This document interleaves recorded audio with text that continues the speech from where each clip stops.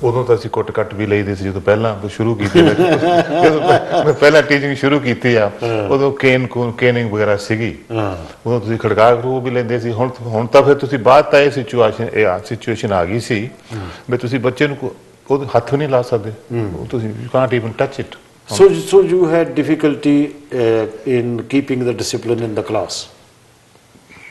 ਮੇਰਾ ਦਰਅਸਲ ਜਿਹੜਾ ਮੇਰੀ ਹਾਈਟ ਔਰ ਕੱਦ ਇਹਨੇ ਮੈਨੂੰ ਬਚਾ ਲਿਆ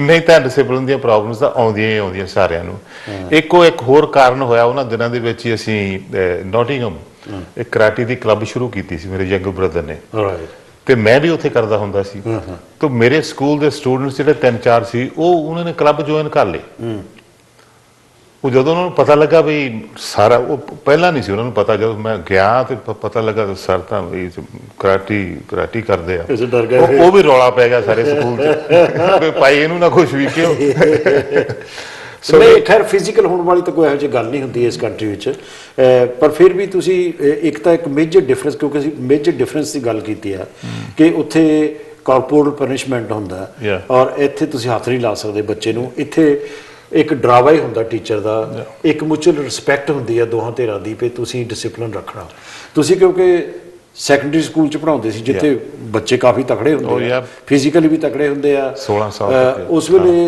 ਮਨ ਚਲੀ ਜੀ ਉਮਰ ਵੀ ਹੁੰਦੀ ਹੈ so you faced this problem to control those children ਬਹੁਤ ਹੀ ਜ਼ਿਆਦਾ ਨਹੀਂ ਆਈ ਮੈਨੂੰ ਟੂ ਬੀ ਵੈਰੀ ਫਰੈਂਕ ਵੈਸੇ ਸਾਡੇ ਸਕੂਲ 'ਚ ਪ੍ਰੋਬਲਮ ਲੇਡੀਜ਼ ਟੀਚਰਸ ਨੂੰ ਆਈਆਂ ਹੋਰ ਵੀ ਆਈਆਂ ਜ਼ਰੂਰ ਆ ਪਰ ਥੋੜ੍ਹੀਆਂ ਬਹੁਤ ਆਉਣੀਆਂ definitely discipline problems always there ਕਦੇ ਤੁਹਾਨੂੰ ਇੱਦਾਂ ਵੀ ਮਹਿਸੂਸ ਹੋਇਆ ਕਿ ਇੱਥੇ ਰੇਸਿਜ਼ਮ ਹੈ ਹਾਂ ਬੜੀ ਸਕੂਲ 'ਚ ਰੇਸਿਜ਼ਮ ਕਾਫੀ ਹੋ ਰਿਹਾ ਕਾਫੀ ਹੁੰਦਾ ਸੀ ਬੜਾ ਸਟਲ ਆ ਉਹ ਸਟਲ ਇਸ ਕਰਕੇ ਵੀ ਤੁਹਾਨੂੰ ਪਤਾ ਨਹੀਂ ਲੱਗਦਾ ਈਵਨ ਮੇਰੇ ਨਾਲ ਵੀ ਥੋੜਾ ਬਹੁਤ ਹੋਇਆ ਕਿਉਂਕਿ ਮੇਰੇ ਤੋਂ ਜਿਹੜਾ ਬਾਅਦ 'ਚ ਗੋਰਾ ਲੱਗਾ ਸੀ ਉਹ ਮੇਰੇ ਤੋਂ ਪਹਿਲਾਂ ਪ੍ਰਮੋਟ ਕਰ ਦਿੱਤਾ ਪ੍ਰਮੋਟ ਤਾਂ ਫਿਰ ਮੈਨੂੰ ਵੀ ਕੀਤਾ ਪਰ ਉਹਨੂੰ ਪਹਿਲਾਂ ਕਰ ਦਿੱਤਾ ਤੇ ਇਹੋ ਜਿਹੀ ਸਿਚੁਏਸ਼ਨ ਤਾਂ ਆਉਂਦੀ ਰਹੀ ਉਹਨਾਂ ਜ਼ਮਾਨਿਆਂ 'ਚ ਹੁਣ ਵੀ ਆਉਂਦੀ ਆ ਉਦੋਂ ਵੀ ਆਉਂਦੀ ਆ ਬੜੀ ਸਟਲ ਆ ਜੇ ਤੁਸੀਂ ਉਂਗਲੀ ਨਹੀਂ ਰੱਖ ਸਕਦੇ ਤੁਸੀਂ ਦੱਸ ਨਹੀਂ ਸਕਦੇ ਵੀ ਇਹ ਮੇਰੇ ਨਾਲ ਹੋਇਆ ਕਿ ਨਹੀਂ ਹੋਇਆ ਲੇਕਿਨ ਹੁੰਦਾ ਹੈਗਾ ਤੁਹਾਨੂੰ ਪਤਾ you can feel it anyway ਤੇ ਹੁੰਦਾ ਹੈ ਤੁਹਾਡੇ ਨਾਲ ਤੇ ਕਿਉਂਕਿ ਇਹ ਚੀਜ਼ ਮੈਂ ਵੀ ਮਹਿਸੂਸ ਕੀਤੀ ਹੈ ਕਿ ਜ਼ਿਆਦਾ ਕਿ ਆਪਾਂ ਤਾਂ ਇਕੱਠੇ ਰਹਿੰਦੇ ਹੁੰਦੇ ਸੀ ਉੱਥੇ ਚੈਟਮ ਦੇ ਵਿੱਚ ਚੈਟਮ 'ਚ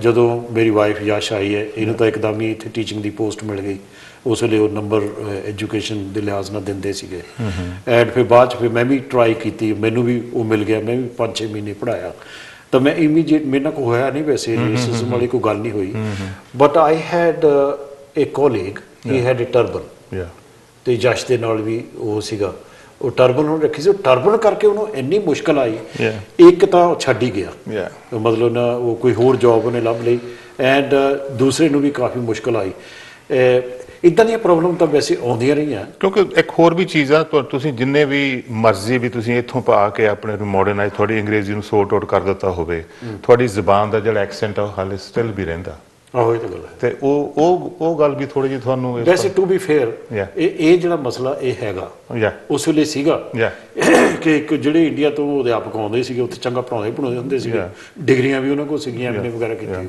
ਪਰ ਉਹਨਾਂ ਦਾ ਜਿਹੜਾ ਤਲਫਜ਼ ਸੀ ਬੋਲਣ ਢੰਗ ਸੀ ਉਚਾਰਨ ਸੀ ਅੰਗਰੇਜ਼ੀ ਦਾ ਉਹ ਚੰਗਾ ਨਹੀਂ ਸੀ ਲਿਖਣ ਵਿੱਚ ਉਹ ਠੀਕ ਸੀ ਤੇ ਯੂਨੀਵਰਸਿਟੀ ਜਦੋਂ ਮੈਂ ਗਿਆ ਸਾਡਾ ਇੱਕ ਪੀਰੀਅਡ ਉਹ ਜਿੰਨਾ ਚਿਰ ਮੈਂ ਰਿਹਾ ਇੱਕ ਪੀਰੀਅਡ ਲਾਉਂਦੇ ਹੁੰਦੇ ਸੀ ਹਰ ਹਫ਼ਤੇ ਟੂ ਇੰਪਰੂਵ ਯੂਰ ਪ੍ਰੋਨਾਂਸੀਏਸ਼ਨ ਤੇ ਉਹਦੇ ਨਾਲ ਬੜੇ ਸਾਰੇ ਲਫ਼ਜ਼ ਇਹੋ ਜਿਹੇ ਸੀ ਜਿਹੜੇ ਮੈਂ ਹੋਰੇ ਤਰ੍ਹਾਂ ਬੋਲਦਾ ਹੁੰਦਾ ਸੀ ਪਹਿਲਾਂ ਜਿੱਦਾਂ ਪੰਜਾਬੀ ਦੀ ਜਿਹੜੀ ਜੀਭ ਥੋੜੀ ਮੋਟੀ ਹੋਣ ਕਰਕੇ ਨਾ ਅੰਗਰੇਜ਼ੀ ਅਟਕ ਵੀ ਜਾਂਦੀ ਆ ਅੜ ਜਾਂਦੀ ਹੈ ਸੋ ਇਸ ਕਰਕੇ ਪ੍ਰੋਬਲਮਸ ਤਾਂ ਆਉਣੀਆਂ ਡੈਫੀਨਿਟਲੀ ਕਿਸੇ ਵੀ ਤੁਸੀਂ ਪ੍ਰੋਫੈਸ਼ਨ 'ਚ ਆ ਉਹਦੀਆਂ ਪ੍ਰੋਬਲਮਸ ਆਪਣੀ ਕਿਸਮ ਦੀਆਂ ਉਹਦੀਆਂ ਪ੍ਰੋਬਲਮਸ ਹੈਗੀਆਂ ਇਹ ਤਾਂ ਆਉਣੀਆਂ ਸਾਨੂੰ ਵੀ ਆਈਆਂ ਮੈਨੂੰ ਵੀ ਆਈਆਂ ਹਰ ਇੱਕ ਨੂੰ ਆਈਆਂ ਜੇ ਕੋਈ ਕਹਿੰਦਾ ਮੈਨੂੰ ਨਹੀਂ ਆ ਝੂਠ ਬੋਲਦਾ ਰਾਈਟ ਓਕੇ ਤੁਸੀਂ ਇੱਕ ਜਿਹੜਾ ਇੰਡੀਅਨ ਕਮਿਊਨਿਟੀ ਸੈਂਟਰ ਆ ਉਹ ਵੀ ਤੁਸੀਂ ਉਹਦਾ ਇੱਕ ਹਿੱਸਾ ਹੈਗਾ ਓਵਰ 50 ਕਲੱਬ ਜਿਹਦੇ ਵਿੱਚ 50 ਸਾਲ ਤੋਂ ਉੱਪਰ ਦੇ ਜਿਹੜੇ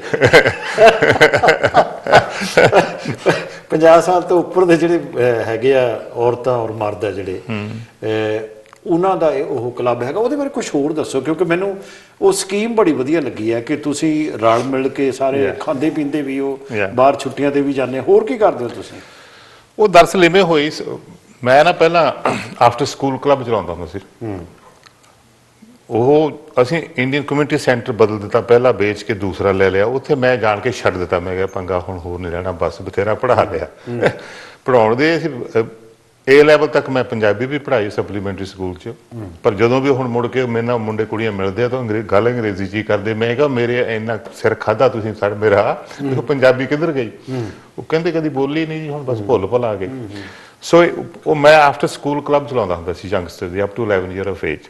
ਉਹ ਜਦੋਂ ਪਹਿਲਾ ਸੈਂਟਰ ਵੇਚਿਆ, ਦੂਸਰਾ ਲਿਆ, ਇਹ ਸੈਂਟਰ ਸਾਡਾ ਬਹੁਤ ਖੂਬਸੂਰਤ ਸੈਂਟਰ ਤੁਸੀਂ ਵੇਖਿਆ। ਤੇ ਉਹ ਮੈਨੂੰ ਕਹਿੰਦੇ ਕਰ ਬਈ ਕੁਛ। ਮੈਂ ਕਿਹਾ ਵੀ ਹੁਣ 50 ਉਹ ਯੰਗਸਟਰ ਵਾਲੀ ਤਾਂ ਨਹੀਂ, ਹੁਣ 50 ਪਲੱਸ ਇਹ ਕਰਦੇ ਨੇ ਸ਼ੁਰੂ। ਸੋ ਅਸੀਂ 50 ਪਲੱਸ 5-6 ਨੇ ਰਲ ਕੇ ਸ਼ੁਰੂ ਕਰ ਦਿੱਤੀ। ਤੇ ਇਸ ਵੇਲੇ ਸਾਡੇ ਕੋਲ 160 ਮੈਂਬਰ ਆ। That is very good. ਮੈਂ 100 ਕਿਹਾ ਸੀ, 160 ਹੈ ਤੁਹਾਡੇ। 160 ਮੈਂਬਰ ਆ ਸਾਡੇ ਕੋਲੇ।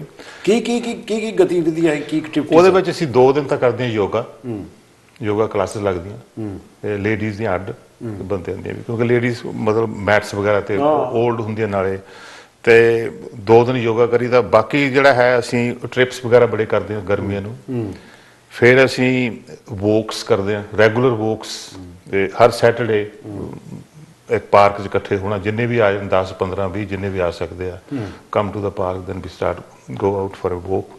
5-7 ਮੀਲ ਤੁਰਨਾ, ਤੁਰ ਆ ਕੇ ਫਿਰ ਜਿਹਨੇ ਬੀਰ ਪੀਣੇ ਪੱਬ ਜਾ ਬਹਿੰਦੇ ਆ, ਜਿਹਨੇ ਨਹੀਂ ਪੀਣੀ ਘਰ ਨੂੰ ਚਲ ਜਾਂਦੇ ਆ। ਸੋ ਬੇਸਿਕਲੀ ਸਿਹਤ ਦਾ ਵੀ ਤੁਸੀਂ ਖਿਆਲ ਰੱਖਦੇ ਹੋ? ਹੈਲਥ ਕੌਨਸ਼ੀਅਸ ਆ ਅਸੀਂ, ਕਿਉਂਕਿ ਇਸ ਕੰਟਰੀ ਨੂੰ ਬਹੁਤ ਜ਼ਿਆਦਾ ਜ਼ਰੂਰਤ ਹੈ ਕਿ ਜਿਹੜੀ ਸਿਹਤ ਹੈ ਇਹ ਠੀਕ ਰਵੇ। ਕਿਉਂਕਿ ਜੇ ਲੋਕਾਂ ਦੀ ਸਿਹਤ ਖਰਾਬ ਰਵੇ ਤਾਂ NHS ਉਸ 'ਤੇ ਵਾਧੂ ਭਾਰ ਪੈਂਦਾ। ਤੇ ਬਾਕੀ ਸਿਹਤ ਕੋਈ ਚੰਗਾ ਹੋਣਾ ਪਰਿਵਾਰ ਵਾਸਤੇ ਵੀ, ਆਪਣੇ ਵਾਸਤੇ ਵੀ ਚੰਗਾ। ਅਸੀਂ ਹਰ ਸਾਲ 2 ਵਾਰੀ ਬਾਹਰਲੇ ਮੁਲਕਾਂ ਛੁੱਟੀਆਂ ਤੇ ਜਾਈਦਾ ਇਕੱਠੇ ਹੋ ਕੇ। Very good.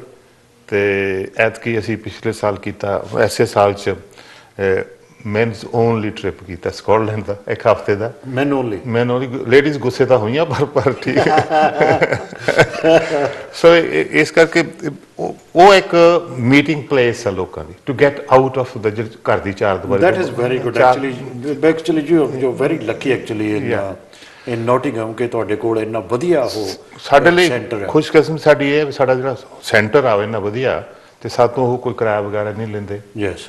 ਤੇ ਇਹਦੇ ਨਾਲ ਫਿਰ ਜਿਹੜਾ ਬਰਡਨ ਆ ਪੈਸੇ ਦਾ ਕਿਸੇ ਸਿਰ ਨਹੀਂ ਪੈਂਦਾ। ਅਸੀਂ ਚਾਰਜ ਸਾਡੇ ਬੜੇ ਲੋ ਰੱਖੇ ਹੋਏ ਆ, ਤਾਂ ਲੋਕ ਫਿਰ ਆ ਜਾਂਦੇ, ਆ ਕੇ ਗੱਪਾਂ ਛੱਪਾਂ ਮਾਰਦੇ, ਬੈਠ ਕੇ get out and socially meet ਕਰਦੇ।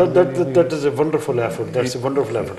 ਮੈਂ ਦੇਖਿਆ ਸੀਗਾ ਕਿ ਤੁਹਾਡੇ ਜਿਹੜੇ ਸੋਸ਼ਲ ਫੰਕਸ਼ਨ ਵੀ ਹੁੰਦੇ ਆ ਉਸੇ ਕਮਿਊਨਿਟੀ ਸੈਂਟਰ 'ਚ ਹੀ ਹੁੰਦੇ ਆ, ਔਰ ਉਸੇ ਦਾਇਰੇ ਦੇ ਵਿੱਚ ਹੀ ਖਾਣਾ ਬਣਦਾ, ਉੱਥੇ ਹੀ ਤੁਸੀਂ ਖਾਂਦੇ ਪੀਂਦੇ। ਮਗਰੋਂ ਉਹ ਜਿਹੜੇ ਉਹਨਾਂ ਦੇ ਤੁਹਾਡੇ ਜਿਹੜੇ ਕਾਮੇ ਹੈਗੇ ਆ ਉਹਨੂੰ ਸੰਭਾਲਣ ਵਾਸਤੇ ਤਨਖਾਹਦਾਰ ਕਾਮੇ, they look after the whole situation. All you do is go there, sit on the chair, ask other people to sit there, read the paper, read the poem and everything. You have fun time. That's a wonderful thing. It is. ਕਿਉਂਕਿ ਬੜੀ ਦੇਰ ਤੋਂ ਮੇਰਾ ਹੀ ਨਹੀਂ, ਬਹੁਤ ਲੋਕਾਂ ਦਾ dream ਸੀਗਾ ਕਿ ਸਾਡਾ ਇੱਕ ਪੰਜਾਬੀ ਭਵਨ ਹੋਣਾ ਚਾਹੀਦਾ। ਲੁਧਿਆਣੇ ਵਿੱਚ ਤਾਂ ਹੈਗਾ ਪੰਜਾਬੀ ਭਵਨ, ਆਈ ਡੋਂਟ ਨੋ ਕਿਵੇਂ ਚਲਾਉਂਦੇ ਨੇ, ਮੈਂ ਤਾਂ ਬਹੁਤ ਘੱਟ ਜਾਂਦਾ ਮੈਂ ਉੱਥੇ। ਪਰ ਆਹ ਜਿਹੜਾ ਕੰਟਰੀ ਹੈ ਜਾਂ ਕੈਨੇਡਾ ਜਾਂ ਅਮਰੀਕਾ ਹੈਗਾ, ਜਿੱਥੇ ਆਪਣੇ ਲੋਕ ਖਾਂਦੇ ਪੀਂਦੇ ਵੀ ਆ, ਪੈਸੇ ਡਾਲਰ ਤੇ ਪਾਉਂਡ ਵੀ ਹੈਗੇ, ਇੱਥੇ ਵੀ ਅਸੀਂ ਆਪਣਾ ਕੋਈ ਪੰਜਾਬੀ ਭਵਨ ਨਹੀਂ ਬਣਾ ਸਕੇ। ਹੁਣ ਤੁਹਾਡਾ ਜਿਹੜਾ ਇੰਡੀਅਨ ਸੈਂਟਰ ਆ ਜਿਹੜਾ, ਮੈਂ van I go there I have that feeling. ਮੈਂ ਕਿਹਾ ਵੀ ਆਫਟਰ ਆਲ ਦੇ ਮੇਡ ਸਮਥਿੰਗ। ਕਿਉਂਕਿ ਸਾਡੇ ਕੋਲ ਜਿਹੜੀ ਸਾਡੀ ਕਮਿਊਨਿਟੀ ਆ, ਸਾਡੇ ਕੋਲ ਜਾਂ ਤਾਂ ਮੰਦਰ ਆ, ਜਾਂ ਸਾਡੇ ਕੋਲ ਮਸਜਿਦਾਂ ਆ, ਜਾਂ ਸਾਡੇ ਗੁਰਦੁਆਰੇ। ਬਿਲਕੁਲ। ਸੋ ਉਹ ਧਾਰਮਿਕ ਅਦਾਰਾ ਹੈ। ਧਾਰਮਿਕ ਅਦਾਰੇ ਵਿੱਚ ਜਦ ਤੁਸੀਂ ਪੇਪਰ ਪੜ੍ਹਦੇ ਆ, ਉਹ ਉਸ ਇੱਕ ਖਿਆਲਦਾਰੀ ਦੇ ਹੋਣੇ ਚਾਹੀਦੇ ਆ, ਕਵਿਤਾਵਾਂ ਉਸ ਖਿਆਲਦਾਰੀ ਦੇ ਹੋਣੀ ਚਾਹੀਦੀਆਂ। ਉਹ ਠੀਕ ਹੈ, ਉਹ ਖੁੱਲ ਖੇਲ ਨਹੀਂ ਹੁੰਦੀ। ਨਹੀਂ। ਉਹ ਅਸੀਂ ਖੁਸ਼ਕਿਸਮਤ ਆ, ਲੋਕਾਂ ਨੇ ਵੈਸੇ ਜਿਹਨਾਂ ਲੋਕਾਂ ਨੇ, ਅਸੀਂ ਵੀ ਉਹਨਾਂ ਨਾਲ ਹੀ ਸੀ ਉਦੋਂ, ਜਿਨ੍ਹਾਂ ਨੇ ਮਿਹਨਤ ਕੀਤੀ ਹੈ, ਨੱਠ ਭੱਜ ਕਰਕੇ ਬਣਾਇਆ, ਇਕੱਠੇ ਕੀਤੇ ਪੈਸੇ। 3 ਮਿਲੀਅਨ ਪਾਉਂਡ ਦੀ ਪ੍ਰਾਪਰਟੀ। 3 ਮਿਲੀਅਨ ਪਾਉਂਡ ਪ੍ਰਾਪਰਟੀ ਆ। ਇਨ ਦਾ ਸਕੀਮ ਆਫ ਥਿੰਗ 3 ਮਿਲੀਅਨ ਕੋਈ ਜ਼ਿਆਦਾ ਨਹੀਂ। ਜਿੱਦਾਂ ਮੈਂ ਪਹਿਲਾਂ ਪਤਾ ਕਿੱਦਾਂ ਗਿਆ, ਮੈਂ ਕਿਹੜੀ ਗੱਲ ਤੇ ਕਹਿ ਰਿਹਾ, ਇਸ ਕਰਕੇ ਕਿ ਪੰਜਾਬੀਆਂ ਕੋਲ ਇੰਨਾ ਪੈਸਾ ਹੈ, ਉਹ ਜਾਣੀ ਨਾ ਉਹ ਇਕੱਠੇ ਹੋ ਕੇ ਇਦਾਂ ਦੇ ਕੰਮ ਕਰ ਸਕਦੇ ਆ। ਪਰ ਆਈ ਐਮ ਗਲੈਡ ਕਿ ਨੋਟਿੰਗਹਮ ਵਾਲਿਆਂ ਨੇ ਇਹ ਕੀਤਾ। When I go there to your centre, I also see ਕਿ ਪੀਪਲ ਫਰੋਮ ਡਿਫਰੈਂਟ ਬੈਕਗਰਾਉਂਡ ਉੱਥੇ ਹੁੰਦੇ ਆ। ਗੁਜਰਾਤੀ ਵੀ ਹੁੰਦੇ ਆ, ਦੂਜੀਆਂ ਕੌਮਾਂ ਦੇ ਵੀ ਲੋਕ ਹੁੰਦੇ ਆ, ਪੰਜਾਬੀ ਵੀ ਹੁੰਦੇ ਆ ਉੱਥੇ। ਜਾਣੀ ਨਾ ਮੈਨੂੰ ਇਹ ਗੱਲ ਬਹੁਤ ਚੰਗੀ ਲੱਗੀ ਆ। When we talk about Indian centre, obviously people from Indian background they come there. Do sometimes Pakistanis also come there? ਇਸ ਵੇਲੇ ਸਾਡਾ ਸੈਂਟਰ ਜਿਹੜਾ ਮੋਸਟਲੀ ਉਹਦੀ ਜਿਹੜੀ ਯੂਜ਼ ਆ ਨਾ, ਜਿਹੜਾ ਹਾਲ ਆ ਸਾਡਾ ਬਹੁਤ ਵਧੀਆ ਹਾਲ ਆ, ਵੱਡਾ ਹਾਲ ਆ। ਉਹਦੇ ਵਿੱਚ ਪਾਕਿਸਤਾਨੀ ਬੁਕਿੰਗ ਆ, ਉਹਦੇ ਵਿੱਚ ਵੈਸਟ ਇੰਡੀਅਨਸ ਬੁਕਿੰਗ ਆ। ਅੱਛਾ। ਉਹਦੇ ਕਾਰਪੋਰੇਟ ਜਿਹੜੀ ਇੰਗਲਿਸ਼ ਫਰਮਸ ਆ ਉਹਨਾਂ ਦੀਆਂ ਬੁਕਿੰਗਸ ਆ। Very ਤੇ good. ਸਾਡੇ ਵਿਆਹਾਂ ਦੀ ਬੁਕਿੰਗਸ ਆ it is being used by all the communities. It's quite cosmopolitan. Yeah.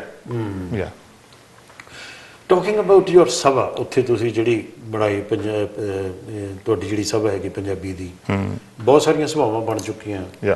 ਔਰ ਤੁਹਾਡੀ ਜਿਹੜੀ ਸਭਾ ਆ ਇਨਕਲੂਡਿੰਗ ਸਾਡੀਆਂ ਜਿਹੜੀਆਂ ਇੱਥੇ ਸਭਾਵਾਂ ਹੈਗੀਆਂ, ਪੰਜਾਬੀ ਸਾਹਿਤ ਕਲਾ ਕੇਂਦਰ ਜਿਹਦਾ ਮੈਂ ਪ੍ਰਧਾਨ ਹੈ, ਤੁਸੀਂ ਫਿਰ ਹੋਰ ਇੱਥੇ ਸਭਾਵਾਂ ਹੈਗੀਆਂ ਕੇਸੀ ਮੋਹਨ ਦੀ, ਉਹ ਪ੍ਰੋਗਰੈਸਿਵ ਰਾਈਟਰਸ ਦੀ ਆ, ਦਰਸ਼ਨ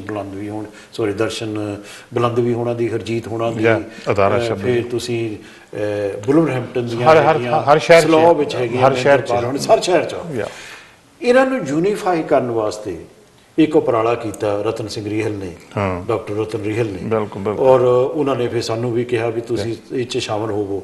ਅਸੀਂ ਉਹਦੀਆਂ ਸਾਰੀਆਂ ਦੇਖੀਆਂ ਵੀ ਇਹ ਪੋਸੀਬਿਲਿਟੀ ਹੈ ਕਿ ਨਹੀਂ।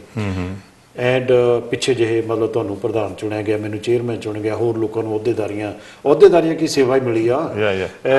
Do you think it is a good idea ਕਿ ਵੀ ਸ਼ੁੱਡ ਹੈਵ ਅ ਕੇਂਦਰੀ ਪੰਜਾਬੀ ਸਾਹਿਤ ਸਭਾ, ਵਿੱਚ ਵੀ ਹੈ, ਪਰ ਇਹਨੂੰ ਹੋਰ ਡਿਵੈਲਪ ਕਿੱਦਾਂ ਕੀਤਾ ਜਾ ਸਕਦਾ? ਉਹਦੇ ਵਿੱਚ ਉਹ ਸਾਰੇ ਉਦੇਸ਼ ਵਗੈਰਾ ਆਪਾਂ ਲਿਖੇ ਸੀ, ਤੇ ਕਿਉਂਕਿ ਮੈਂ ਵੀ ਇਹਦੀ ਲੋੜ ਇਹ ਸਮਝਦਾ ਇਸ ਕਰਕੇ ਤਾਂ ਕਿ ਘੱਟੋ ਘੱਟ ਇੱਕ ਪਲੇਟਫਾਰਮ ਤੇ ਅਸੀਂ ਸਾਰੇ ਇਕੱਠੇ ਕਦੀ ਹੋਈਏ। ਅਸੀਂ ਆਪੋ ਆਪਣੀ ਡੱਫ ਜੇ ਵਜਾਈ ਜਾਂਦੇ ਆ ਤੇ ਸਭਾਵਾਂ ਬਣੀਆਂ, ਕਰਦਾ ਕੋਈ ਕੁਛ ਨਹੀਂ ਉਹਦੇ 'ਚ। ਉਹ ਤੁਹਾਨੂੰ ਵੀ ਪਤਾ, ਮੈਨੂੰ ਵੀ ਪਤਾ, ਸਾਲ 'ਚ ਇੱਕ ਫੰਕਸ਼ਨ ਕਰ ਲਈਦਾ, ਕਵੀ ਦਰਬਾਰ ਕਰਾ ਲਿਆ ਤੇ ਦੈਟਸ ਇਟ, ਹੈ ਨਾ, ਇੱਕ ਅੱਧਾ ਪੇਪਰ ਪੜ੍ਹ ਲਿਆ। ਤੇ ਕੰਮ ਤਾਂ ਹੋਰ ਬਹੁਤ ਸਾਰੇ ਕਰਨ ਵਾਲੇ ਆ, ਲੈਂਗੁਏਜ ਨੂੰ ਡਿਵੈਲਪ ਕਰਨ ਦੇ, ਹੋਰ ਲੈਂਗੁਏਜ ਨੂੰ ਸਕੂਲਾਂ ਵਿੱਚ ਹੋਰ ਲਾਗੂ ਕਰਾਉਣ ਦੇ, ਬਹੁਤ ਸਾਰੇ ਕੰਮ ਕਰਨ ਵਾਲੇ। ਨਾਲੇ ਜਿਹੜੇ ਰਾਈਟਰ ਜਿਹੜੇ ਹੈਗੇ ਆ, ਉਹਨਾਂ ਦੇ ਵੀ ਕੋਈ ਨਾ ਕੋਈ ਇਹੋ ਜਿਹਾ ਪਲੇਟਫਾਰਮ ਚਾਹੀਦਾ ਜਿੱਥੇ, ਜਾਂ ਕੋਈ ਇਹੋ ਜਿਹੀ ਸੰਸਥਾ ਚਾਹੀਦੀ ਹੈ ਇਸ ਵੇਲੇ ਕਿ ਜਿੱਥੇ ਆਪਣੇ ਸਾਰੇ ਓਪਨਲੀ ਆਪਣਾ ਖਿਆਲ ਰੱਖ ਸਕਣ। ਕਿਉਂਕਿ let's give credit to Baldev Kandola and councillor Mota Singh, Dalvir Kaur, ਉਹਨਾਂ ਸਾਰਿਆਂ ਨੇ ਰਲ ਕੇ ਕੀਤਾ ਗਿਆ। ਹੋਰ ਵੀ ਦੋਸਤ ਬਹੁਤ ਉੱਚ ਹੈਗੇ ਜਿਨ੍ਹਾਂ ਦੇ ਸਾਰਿਆਂ ਦਾ ਮੈਨੂੰ ਪਤਾ ਉਹਨਾਂ ਦੇ ਨਹੀਂ ਲੈ ਸਕਦੇ। ਉਹਨਾਂ ਨੇ ਵੀ ਇੱਕ ਸੰਸਥਾ ਬਣਾਈ ਹੈ ਜਿਹਦੇ ਵਿੱਚ ਉਹਨਾਂ ਦਾ ਮੁੱਦਾ ਇਹ ਆ ਕਿ ਜਿਹੜੀ ਪੰਜਾਬੀ ਭਾਸ਼ਾ ਹੈਗੀ ਆ ਉਹਨੂੰ ਜਿਹੜਾ ਕੰਪਿਊਟਰਾਈਜੇਸ਼ਨ ਦਾ ਯੁੱਗ ਹੈ, ਇਹਦੇ ਨਾਲ ਕਿਵੇਂ ਜੋੜਿਆ ਜਾ ਸਕਦਾ। ਮੁੱਦਾ ਜਿਹੜਾ ਹੈਗਾ ਉਹ ਆਪਾਂ ਜਿਹੜੇ ਵਿਧਾਨ ਹੈ, ਜਿਹੜਾ ਆਪਾਂ ਰਲ ਮਿਲ ਕੇ ਲਿਖਿਆ, ਉਹਦੇ ਵਿੱਚ ਆਪਾਂ ਇਹ ਵੀ ਕਿਹਾ ਹੈਗਾ ਕਿ ਜਿਹੜੀਆਂ ਸਭਾਵਾਂ ਹੈਗੀਆਂ, ਚਾਹੇ ਸਲੋ ਦੀ ਸਭਾ ਹੋਵੇ, ਚਾਹੇ ਸਾਊਥਹਾਲ ਦੀ ਹੋਵੇ, ਬੁਲਵਰਹੈਂਪਟਨ ਦੀ ਹੋਵੇ, ਨੋਟਿੰਗਮ ਦੀ ਹੋਵੇ, ਉਹ ਸਾਰੀਆਂ ਸਭਾਵਾਂ ਉਸੇ ਤਰ੍ਹਾਂ ਹੀ ਰਹਿਣ। ਉਹਨਾਂ ਦੇ ਵਿੱਚ ਕੋਈ ਇੰਟਰਫੀਅਰੈਂਸ ਨਹੀਂ ਹੈ, but we should have one umbrella sabha. That was the ਮੁੱਦਾ, ਹੈ ਨਾ। ਉਹਦਾ ਕਾਰਨ ਸਿਰਫ ਤੁਸੀਂ ਉਹਨਾਂ ਸਭਾਵਾਂ ਦੀ ਨਾ ਜਿਹੜੀ ਜਿਵੇਂ ਉਹ ਕਰ ਰਹੇ ਅੱਜ ਕੱਲ੍ਹ, ਜੋ ਕੁਛ ਵੀ ਕਰ ਰਿਹਾ ਉਹ ਕਰੀ ਜਾਣ, ਸਾਡਾ ਉਹਨਾਂ ਦੇ ਨਾਲ ਕਿਸੇ ਕਿਸਮ ਦਾ ਕੋਈ ਇਖਤਲਾਫ ਨਹੀਂ ਹੈ। ਅਸੀਂ ਚਾਹੁੰਦੇ ਹਾਂ ਕਿ ਉਹ ਸਾਰੀਆਂ ਸਭਾਵਾਂ ਸਾਡੇ 'ਚ ਰਲ ਕੇ ਇੱਕ ਜਿਹੜੀ ਕੇਂਦਰੀ ਪੰਜਾਬੀ ਸਭਾ 'ਚ ਆ ਕੇ ਇਕੱਠੇ ਹੋ ਕੇ ਕੋਈ ਸਾਂਝਾ ਪ੍ਰੋਗਰਾਮ ਉਲੀਕੀਏ ਜਿਹਦੇ ਵਿੱਚ ਸਾਰੇ ਆ ਜਾਣ, ਨਾ ਕਿ ਆਪੋ ਆਪਣੇ ਇਕੱਲੇ ਸ਼ਹਿਰ ਦੇ 2-2 4-4। ਆਪਾਂ ਵੇਖਦੇ ਹਾਂ ਹਰ ਸਾਲ ਕੀ ਹੋ ਰਿਹਾ, ਕਵੀ ਦਰਬਾਰ ਕਰਵਾ ਲਿਆ, ਚੱਲਦਾ ਐਸੇ ਫਿਰ ਕਲੈਸ਼ ਵੀ ਹੁੰਦਾ ਹੈ, ਕਲੈਸ਼ਿਸ ਤਾਂ ਬਹੁਤ ਹੁੰਦੇ ਆ, ਡੇਟਸ ਦਾ ਬੜਾ ਕਲੈਸ਼ ਹੁੰਦਾ ਹੈ ਫਿਰ। ਬਿਲਕੁਲ, ਕਿਉਂਕਿ let's B realistic about it ਕਿ ਬਹੁਤੇ ਲਿਖਾਰੀ ਰਹਿ ਨਹੀਂ ਗਏ, ਕਿਉਂਕਿ ਜਿਹੜੇ ਇੰਡੀਆ ਤੋਂ ਆਏ ਸੀਗੇ ਉਹ ਵਿਚਾਰੇ ਕੁਝ ਤੁਰ ਗਏ ਨੇ, ਹਨਾ। ਬਾਕੀ ਦੇ ਜਿਹੜੇ ਰਹਿੰਦੇ ਆ, ਨਵੀਂ ਐਡੀਸ਼ਨ ਹੋਈ ਆ ਬਹੁਤ ਥੋੜੀ, ਜਿੰਦਰਜੀਤ ਓਂਕਾਰ ਹੈ, ਅਜ਼ੀਮ ਸ਼ੇਖਰ ਹੈ, ਜੱਗੀ ਕੁੱਸਾ, ਇਹ ਨਵੇਂ ਮੁੰਡੇ ਆਏ, ਬਹੁਤ ਥੋੜੀ ਹੋਈ ਆ। ਇਹਨਾਂ ਜ਼ਿਆਦਾ ਗਿਣਤੀ ਦੀ ਆ, ਤੁਸੀਂ ਸ਼ਾਇਦ ਥੋੜੀ ਜਿਹੀ ਵਧੇ, ਮੈਨੂੰ ਲੱਗਦਾ ਨਹੀਂ। ਲੇਕਿਨ ਨੈਵਰਥਲੈਸ ਕਿ ਆਈ ਐਗਰੀ ਵਿਦ ਯੂ ਕਿ ਵੱਖ-ਵੱਖ ਸਭਾਵਾਂ ਦੇ ਜਿਹੜੇ ਮੈਂਬਰ ਹੈਗੇ ਉਹ ਇਕੱਠੇ ਹੋ ਕੇ ਅੱਗੇ ਤੁਰਨ ਤਾਂ ਚੰਗੀ ਗੱਲ ਆ। ਕਿਉਂਕਿ ਜਦੋਂ ਅਸੀਂ ਕਿਤਾਬਾਂ ਦੀ ਗੱਲ ਕਰਦੇ ਹਾਂ ਸੰਤੋਖ ਜੀ, ਕਿਤਾਬਾਂ ਛਪਾਈ ਤਾਂ ਜਾਂਦਾ ਹਰੇਕ ਹੀ ਬੰਦਾ, ਕਿੰਨੀਆਂ ਕਿਤਾਬਾਂ ਛਪਾਈ ਜਾਂਦੇ, ਕਈ ਤਾਂ ਜ਼ਿਆਦਾ ਹੀ ਛਪਾ ਰਹੇ। 10 ਤਾਂ ਮੇਰੀਆਂ 10 ਤਾਂ ਮੇਰੀਆਂ ਛਪ ਚੁੱਕੀਆਂ, ਪਰ ਮੈਨੂੰ 20-25 ਸਾਲ ਲੱਗ ਗਏ 10 ਛਾਪਣ। ਮੈਂ ਸਾਡੇ ਜਿਹੜੀਆਂ ਤਾਂ 10 ਸਾਲਾਂ ਦੇ ਲੋਕਾਂ ਨੇ। ਐਨੀਵੇ, ਇਹ ਕਿਤਾਬਾਂ ਅਸੀਂ ਛਪਾਈ ਜਾਂਦੇ, ਕਿਤਾਬਾਂ ਦੀ ਡਿਸਟ੍ਰੀਬਿਊਸ਼ਨ ਨਹੀਂ ਹੋ ਰਹੀ, ਕਿਤਾਬਾਂ ਨੂੰ ਲੋਕ ਪੜ੍ਹਦੇ ਘੱਟ ਆ ਇਸ ਮੁਲਕ ਦੇ ਵਿੱਚ, ਤਾਂ ਖਾਸ ਕਰਕੇ ਇੰਡੀਆ ਦੀ ਪ੍ਰੋਬਲਮ ਤਾਂ ਤੁਹਾਨੂੰ ਪਤਾ ਹੀ ਆ, ਉਹਦੇ ਬਾਰੇ ਅਸੀਂ ਕੀ ਡਿਸਕਸ ਕਰਨਾ, ਉਹਨਾਂ ਨੂੰ ਆਪ ਵੀ ਤਾਂ ਫਿਕਰ ਹੈਗਾ ਹੀ ਹੈ। ਜਿਹੜੀ ਕੇਂਦਰੀ ਸਭਾ ਹੈਗੀ ਆ, ਕਿਉਂਕਿ you are the president of that association, do you have or do we have the provision ਕਿ ਅਸੀਂ ਕਿਤਾਬਾਂ ਵੀ ਛਪਾਉਣ ਦਾ ਪ੍ਰਬੰਧ ਕਰ ਸਕੀਏ? ਅਸੀਂ ਇਹ ਸੋਚਿਆ ਜ਼ਰੂਰ ਆ ਵੀ ਕਿਤਾਬਾਂ ਜਿਹੜੀਆਂ ਛਪਵਾਈਆਂ ਜਾਣ। ਦੂਸਰਾ ਇਹ ਜੇ ਸਾਡੇ ਕੋਲ ਜਿਹੜੀ ਸਾਡੀ ਮੈਂਬਰਸ਼ਿਪ ਆ, ਸਾਨੂੰ ਇੱਕ ਹੋਰ ਵੀ ਆਦਤ ਪੈ ਚੁੱਕੀ ਹੈ ਸਾਥੀ ਸਾਹਿਬ, ਮੈਂ ਵੀ ਉਹਨਾਂ ਦੇ ਵਿੱਚੋਂ ਹੀ ਆ, ਕਿ ਅਸੀਂ ਕਿਤਾਬ ਮੁੱਲ ਲੈ ਕੇ ਨਹੀਂ ਪੜ੍ਹਦੇ। ਤੇ ਉਹਦਾ ਕਾਰਨ ਇੱਕ ਇਹ ਵੀ ਆ ਕਿ ਸਾਨੂੰ ਕਿਤਾਬਾਂ ਦੇ ਦਿੱਤੀਆਂ ਜਾਂਦੀਆਂ ਨਹੀਂ ਮੇਰੇ ਦੋਸਤ ਚਮਨ ਲਾਲ ਜੀ ਕਹਿੰਦੇ ਹੁੰਦੇ ਆ Yeah. ਪਿਆਰ ਸਹਿਤ ਜਾਂ ਪਿਆਰ ਸਹਿਤ ਆਦਰ ਨਾਲ ਸਾਨੂੰ ਕਿਤਾਬਾਂ ਦੇ ਦਿੱਤੀਆਂ ਜਾਂਦੀਆਂ ਤੇ ਅਸੀਂ ਇਸ ਕਰਕੇ ਉਹ ਤੇ ਪੈਸੇ ਨਹੀਂ ਖਰਚ। ਇਹ ਜ਼ਰੂਰੀ ਆ ਹੁਣ ਜਿਹੜਾ ਤੈਨੂੰ ਪਤਾ ਹੈ ਕਿਤਾਬ ਨੂੰ ਪਬਲਿਸ਼ ਕਰਾਉਣ ਤੇ ਕਿੰਨਾ ਖਰਚ ਆਉਂਦਾ, ਕਿੰਨੀ ਸਿਰ ਖਪਾਈ ਕਰਨੀ ਪੈਂਦੀ ਹੈ। ਫਿਰ ਉੱਥੋਂ ਮੰਗਾਉਣ ਦਾ ਚੱਕਰ ਹੈ। ਪੰਜਾਬੀ ਰਾਈਟਰ ਦੀ ਮੈਂ ਸਮਝਦਾ ਤਰਾਸਦੀ ਹੈ ਕਿ ਪਹਿਲਾਂ ਉਹ ਇਹਨੂੰ ਔਖਾ ਹੋ ਕੇ ਲਿਖਦਾ, ਫਿਰ ਉਹਨੂੰ ਔਖਾ ਹੋ ਕੇ ਛਪਾਉਂਦਾ, ਕੋਲੋਂ ਪੈਸੇ ਦਾ, ਫਿਰ ਮੁਫਤ ਵੰਡਦਾ, ਫਿਰ ਵੀ ਕਈ ਪੜਿਆ ਨਹੀਂ ਜਾਂਦਾ। ਕਿਉਂਕਿ ਜਦ ਤੁਸੀਂ ਮੁਫਤ ਵੰਡਣ ਦੀ ਗੱਲ ਕਰਦੇ ਆ ਨਾ ਕਿ ਮੈਂ ਤੁਹਾਡਾ ਦੋਸਤ ਹਾਂ, ਤੁਸੀਂ ਮੇਰੇ ਦੋਸਤ ਹੋ, ਮੇਰੀ ਕਿਤਾਬ ਨਵੀਂ ਆਈ, ਮੈਂ ਤੁਹਾਨੂੰ ਪਿਆਰ ਨਾਲ ਦੇਣੀ ਹੈ ਨਾ। ਪਰ ਅਸੀਂ ਗੱਲ ਦੂਜੇ ਲੋਕਾਂ ਦੀ ਕਰਨੀ, ਜਿਹੜੇ ਨਾ ਜੋ ਆਰਡੀਨਰੀ ਪਬਲਿਕ ਹੈ, ਉਹ ਕੋਈ ਖਰੀਦ ਕੇ ਕੋਈ ਨਹੀਂ ਪੜ੍ਹਦਾ। that is a very ਹੁਣ ਤੁਸੀਂ ਮੋਤਾ ਸਿੰਘ ਬਾਰੇ ਸੁਣਿਆ ਹੋ, ਪੰਜਾਬੀ ਸਾਥ ਵਾਲੇ, ਉਹ ਕਿੰਨੀਆਂ ਕਿਤਾਬਾਂ ਛੁਪਾ ਕੇ ਉੱਥੋਂ ਸਾਰੇ ਲੈ ਜਾਂਦੇ ਆ। ਯੈਸ, ਉਹ ਕਿਉਂਕਿ ਮੁਫਤ ਦੀਆਂ ਹੁੰਦੀਆਂ। ਔਰ ਮੈਂ ਕਹਿੰਦਾ ਕਈ ਵਾਰੀ ਉਹਨਾਂ ਨੂੰ ਕਿਹਾ ਵੀ ਸੀਗਾ, ਮੈਂ ਕਿਹਾ ਯਾਰ ਜਦ ਤੁਸੀਂ ਮੁਫਤ ਦੀਆਂ ਦਿੰਦੇ ਪਤਾ ਨਹੀਂ ਕਿੰਨੇ ਲੋਕ ਇਹਨੂੰ ਪੜ੍ਹਦੇ ਵੀ ਹੈ ਕਿ ਨਹੀਂ, just take it for the ਸੇਕ ਆਫ ਇਟ, ਤਾਂ ਜੋ ਅਲਮਾਰੀ ਤੇ ਪਈ ਸੋਹਣੀ ਪੜੀ ਲੱਗੀ ਆ। ਹਾਂ, ਕੋਈ ਇਹਦਾ ਕੋਈ ਰਸਤਾ ਸੋਚਣ ਦੀ ਲੋੜ ਹੈ। ਇਹਦਾ ਰਸਤਾ ਇਹ ਬਹੁਤ ਸੌਖੀ ਗੱਲ ਆ, ਕਿਉਂਕਿ ਜੇ ਤੁਸੀਂ ਫਰਜ਼ ਕਰੋ ਕਿਤਾਬ ਛਪਾਉਂਦਾ ਤਾਂ 500 ਪਾਉਂਡ ਖਰਚ ਆਉਂਦਾ, ਜੇ ਉਹਦੀ 100 ਕਿਤਾਬ ਵੀ ਵਿਕ ਜਾਏ ਤੇ ਰਾਈਟਰ ਦਾ ਘੱਟੋ ਘੱਟ ਉਹਦੀ ਜੇਬ ਚੋਂ ਜਿਹੜੇ ਪੈਸੇ ਜੇਬ ਚੋਂ ਲੱਗੇ ਹੋਇਆ, ਜੇ ਮੈਂਬਰਸ਼ਿਪ ਜਿਹੜੀ ਇਹਦੀ ਮੈਂਬਰਸ਼ਿਪ ਹੋਊਗੀ, ਜੇ ਮੈਂਬਰਸ਼ਿਪ ਉਹਦੀ ਕਿਤਾਬ ਖਰੀਦੇ ਤੇ ਉਹਦੇ ਨਾਲ ਇਹ ਘੱਟੋ ਘੱਟ ਉਹਦੇ ਪੈਸੇ ਤਾਂ ਮੁੜੇ ਆਉਣ। ਬਾਕੀ that's a good idea. Okay, coming back to ਇੱਥੋਂ ਜਿਹੜੀ ਪੱਤਰਕਾਰੀ ਹੈ, ਔਰ ਤੁਸੀਂ ਜਦੋਂ ਇਸ ਦੇਸ਼ 'ਚ ਆਏ ਸੀ, ਤੁਸੀਂ ਇੱਕ ਚਰਚਾ ਜ਼ਰੂਰ ਕਰਨੀ ਆ, ਮੈਗਜ਼ੀਨ ਕੱਢਿਆ ਸੀ ਪਰਦੇਸੀ, ਫਿਰ ਮੈਨੂੰ ਵੀ ਨਾਲ ਰਲਾ ਲਿਆ ਔਰ ਫਿਰ ਅਸੀਂ ਉਹਦਾ ਨਾਂ ਰੱਖਤਾ ਪਰਦੇਸੀ ਟੋਲਾ।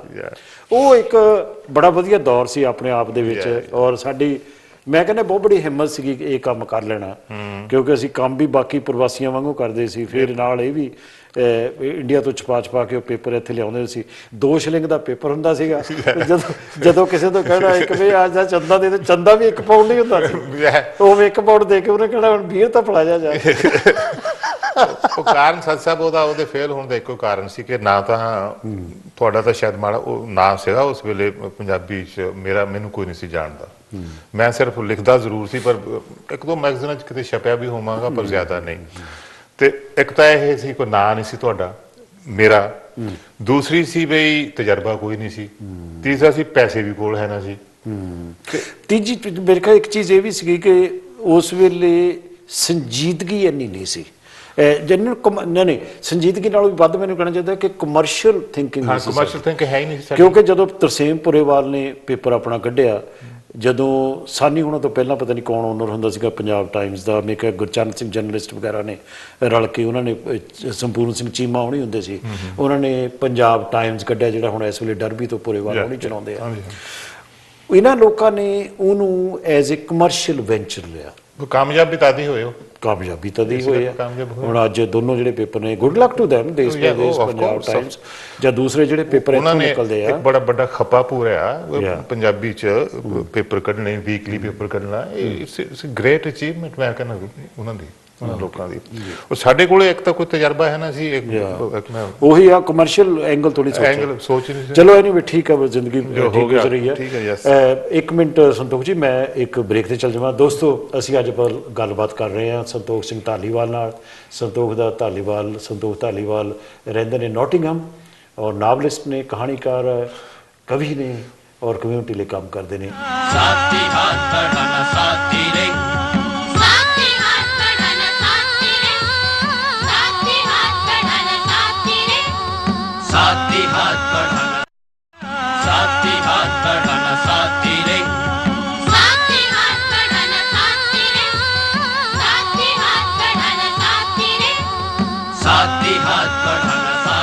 ਦੋਸਤੋ, ਵੈਲਕਮ ਬੈਕ। ਅੱਜ ਅਸੀਂ ਗੱਲਬਾਤ ਕਰ ਰਹੇ ਹਾਂ ਸੰਤੋਖ ਧਾਲੀਵਾਲ ਹੋਰਾਂ ਦੇ ਨਾਲ। ਸੰਤੋਖ ਜੀ, ਜਦੋਂ ਤੁਸੀਂ ਇਸ ਕੰਟਰੀ ਵਿੱਚ ਆਏ, ਜਾਂ ਜਦੋਂ ਮੈਂ ਇਸ ਕੰਟਰੀ ਵਿੱਚ ਆਇਆ 1962 ਦੇ ਵਿੱਚ, ਵਿਚ ਇਜ਼ ਅਬਾਊਟ 51 years ago, ਉਦੋਂ ਤੋਂ ਲੈ ਕੇ ਹੁਣ ਤੱਕ 2013 ਔਰ 2014 ਆਉਣੇ ਵਾਲਾ ਆ, ਉਦੋਂ ਦੀ ਕਿਹੋ ਜਿਹੀ ਤੁਸੀਂ ਤਬਦੀਲੀਆਂ ਦੇਖਦੇ ਆ ਇਸ ਕੰਟਰੀ ਵਿੱਚ? ਤਬਦੀਲੀਆਂ ਤਾਂ ਸਾਰੀਆਂ ਤਬਦੀਲੀਆਂ ਜੇ ਵੇਖਿਆ ਜਾਵੇ, ਉਸ ਜ਼ਮਾਨੇ ਉਦੋਂ ਦਾ ਰਹਿਣ ਢੰਗ ਜੋ ਸੀ, ਜਾਂ ਫੈਮਿਲੀ ਲਾਈਫ ਜੋ ਸੀ, ਤੇ ਅੱਜ ਦੀ ਤਾਂ ਬਹੁਤ ਫਰਕ ਪਿਆ ਕੰਪਲੀਟਲੀ। ਉਦੋਂ ਨਾ ਤਾਂ ਟੈਲੀਵਿਜ਼ਨ ਕਿਸੇ ਘਰ 'ਚ ਹੁੰਦਾ ਸੀ, ਨਾ ਟੈਲੀਫੋਨ ਹੁੰਦਾ ਸੀ, ਤੇ ਘਰ ਵੀ ਬੜੇ ਥੋੜੇ ਹੁੰਦੇ ਸੀ, ਕਿਰਾਇਆਂ ਤੇ ਰਹਿੰਦੇ ਸੀ। ਉਹ ਜਿਹੜੀ ਨਾਲੇ ਇੱਕ ਹੋਰ ਗੱਲ ਵੀ ਹੈ ਕਿ ਉਦੋਂ ਲੋਕ ਬੜੇ ਘੱਟ ਸੀਗੇ। ਥੋੜੇ ਜਿਹੜੀ ਪਹਿਲੀ ਜਨਰੇਸ਼ਨ ਕੋਈ ਵੀ ਮਾਈਗ੍ਰੇਸ਼ਨ ਦੀ ਹੁੰਦੀ ਆ, ਉਹ ਇਮੀਗ੍ਰੈਂਟ ਸੀ, ਉਹਨੂੰ ਇਹ ਤਕਲੀਫਾਂ ਆਉਂਦੀਆਂ ਹੀ ਆਉਂਦੀਆਂ ਹਰ ਇੱਕ ਨੂੰ ਹੀ। ਇਹ ਆਪਾਂ ਨੂੰ ਸਿਰਫ ਆਈਆਂ, ਜਿਵੇਂ ਹੁਣ ਪੋਲਿਸ਼ ਵਗੈਰਾ ਇੱਥੇ ਆ ਰਿਹਾ ਪਹਿਲਾਂ ਉਹਨਾਂ ਨੂੰ ਵੀ ਕਾਫੀ ਤਕਲੀਫ ਉਹਨਾਂ ਨੂੰ ਖੈਰ ਇੰਨੀਆਂ ਤਾਂ ਨਹੀਂ, ਟਾਈਪਸ ਨੇ। Yes, even people who went to Canada and America, ਉਹਨਾਂ ਨੂੰ ਵੀ ਆਈਆਂ ਹੋਣਗੀਆਂ। ਪਰ ਬੇਸਿਕਲੀ ਆਹ ਕੰਟਰੀ ਜਿਹੜਾ ਬਹੁਤ ਬਦਲ ਗਿਆ ਇਸ ਕਰਕੇ ਵੀ ਕਿ ਇੱਥੇ ਵੱਖ-ਵੱਖ ਦੇਸ਼ਾਂ ਤੋਂ ਲੋਕ ਆਏ, ਡਿਫਰੈਂਟ ਬੈਕਗਰਾਉਂਡ, ਡਿਫਰੈਂਟ ਉਹਨਾਂ ਦੀ ਪਰਸੂਏਸ਼ਨਸ ਲਾਈਫ ਦੀਆਂ, ਡਿਫਰੈਂਟ ਆਦਤਾਂ, ਇੱਕ ਬਹੁਤ ਡਿਫਰੈਂਟ ਕਿਸਮ ਦਾ ਇਹ ਕੰਟਰੀ ਬਣ ਗਿਆ ਜਿਹੜਾ। ਔਰ ਆਰਥਿਕ ਤੌਰ ਤੇ ਵੀ ਇਹ ਕੰਟਰੀ ਜਿਹੜੇ ਗਾਹਾਂ ਬੜੀਆਂ ਮੁਸ਼ਕਲਾਂ ਆ ਰਹੀਆਂ। ਜਿਹੜਾ ਮਲਟੀ ਕਲਚਰਲਿਜ਼ਮ ਤੇ ਤੁਸੀਂ ਗੱਲ ਕਰ ਸਕਦੇ ਚੰਗੀ ਤਰ੍ਹਾਂ, ਉਹ ਇਹ ਆ ਬਈ it is in a way a blessing in disguise ਵੀ ਹੈ। Multicultural is a blessing in disguise. ਪਰ ਲੇਕਿਨ ਟ੍ਰੈਵਰ ਫਿਲਿਪਸ ਆ ਜਿਹੜੇ ਕਮਿਊਨਿਟੀ ਰਿਲੇਸ਼ਨਸ ਕਾਉਂਸਲ ਦੇ ਚੇਅਰਮੈਨ ਸੀਗੇ, ਉਹਨਾਂ ਨੇ ਕਿਹਾ ਕਿ ਮਲਟੀਕਲਚਰਲਿਜ਼ਮ ਹੈਜ਼ ਫੇਲਡ, ਕਿਉਂਕਿ ਮਲਟੀਕਲਚਰਲਿਜ਼ਮ ਦਾ ਮਤਲਬ ਹੈ ਕਿ ਤੁਸੀਂ ਆਪਣਾ ਧਰਮ, ਆਪਣੀਆਂ ਬੋਲੀਆਂ, ਆਪਣਾ ਜਿਹੜਾ ਕਲਚਰ ਆ ਸਿੱਧੇ ਤੁਸੀਂ ਇੱਦਾਂ ਤੁਰੀ ਜਾਂਦੇ ਆ ਔਰ ਪੈਰਲਲ ਲਾਈਨ ਨਾਲ ਤੁਰੇ ਜਾਂਦੇ ਆ, ਤੁਸੀਂ ਕਿਤੇ ਮਿਲਦੇ ਨਹੀਂ। ਇੰਟੀਗ੍ਰੇਸ਼ਨ ਨਹੀਂ ਹੁੰਦੀ ਤੁਹਾਡੇ, ਇੰਟੀਗ੍ਰੇਸ਼ਨ ਨਹੀਂ ਹੁੰਦੀ। ਨਹੀਂ, ਇੰਟੀਗ੍ਰੇਸ਼ਨ ਤਾਂ ਹੋ ਰਹੀ ਹੈ ਸਾਡੀ, ਤੇ ਦੂਜੀਆਂ ਕਮਿਊਨਿਟੀਆਂ ਨਾਲ ਨਹੀਂ ਹੋ ਰਹੀ। ਹਾਂ, ਮੈਂ ਤੁਹਾਡੇ ਨਾਲ ਸਹਿਮਤ ਇਸ ਗੱਲ ਦੇ। ਬਹੁਤ ਹਾਲੇ ਵੀ ਅਸੀਂ ਆਪਣੀ ਪਾਕਟਸ 'ਚ ਰਹਿ ਰਹੇ ਹਾਂ, ਆਪਣੀ ਪਾਕਟਸ। ਐਗਜ਼ੈਕਟਲੀ, ਇਹ ਜਿਹੜੀਆਂ ਪਾਕਟਸ ਆ ਨਾ, ਇਸੇ ਕਰਕੇ ਉਹਨੇ ਇਹ ਗੱਲ ਕਹੀ ਸੀਗੀ ਕਿ ਮਲਟੀਕਲਚਰਿਜ਼ਮ ਆ ਜਿਹੜਾ, it is a failed concept and we should find some middle ground to be British. Yes, okay, to be British. ਉਹ ਗਰਾਊਂਡ ਜਿਹੜੀ ਕਿੱਥੋਂ ਲੱਭਣਗੇ, ਕਿਵੇਂ ਲਿਆਉਣਗੇ, ਇਹ ਤਾਂ ਫਿਰ ਹੁਣ it will take some time, ਹੈ ਨਾ।